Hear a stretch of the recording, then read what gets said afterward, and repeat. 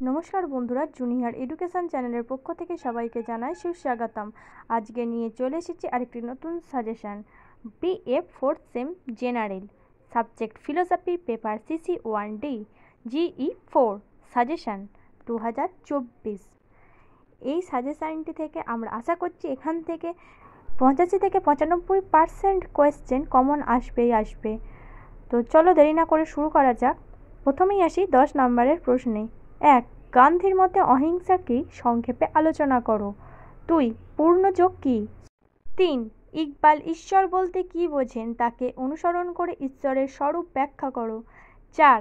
প্রাতিষ্ঠানিক ধর্ম বলতে রবীন্দ্রনাথ কি বুঝিয়েছেন? রবীন্দ্রনাথকে অনুসরণ করে ধর্মের স্বরূপ ব্যাখ্যা করো। 5.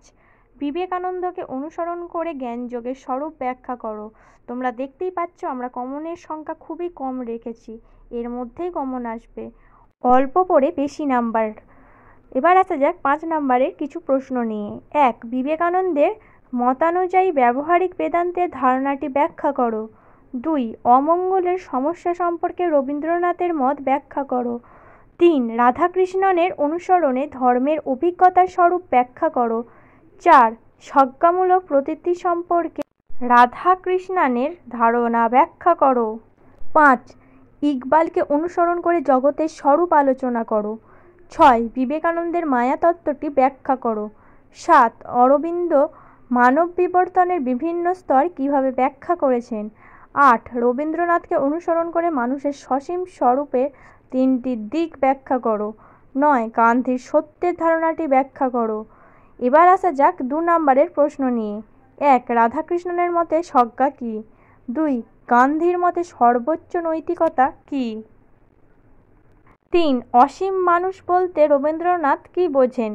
4. রবীন্দ্রনাথ মানবে উদ্ধৃত ধারণাটি কি অর্থে বোঝেন? 5. ইকবাল প্রণীত দুটি বইয়ের নাম লেখো। 6. রাধাকৃষ্ণন ধর্মীয় অভিজ্ঞতা বলতে কি বোঝান? 7. অরবিন্দের মতে বিবর্তন কাকে বলে? 8. অরবিন্দের লেখা দুটি বইয়ের নাম লেখো। 9. রাধাকৃষ্ণনের মতে ঈশ্বরের প্রধান গুণগুলি কি? 10. রবীন্দ্রনাথের মতে অমঙ্গলের প্রকৃত সমস্যাটি কি?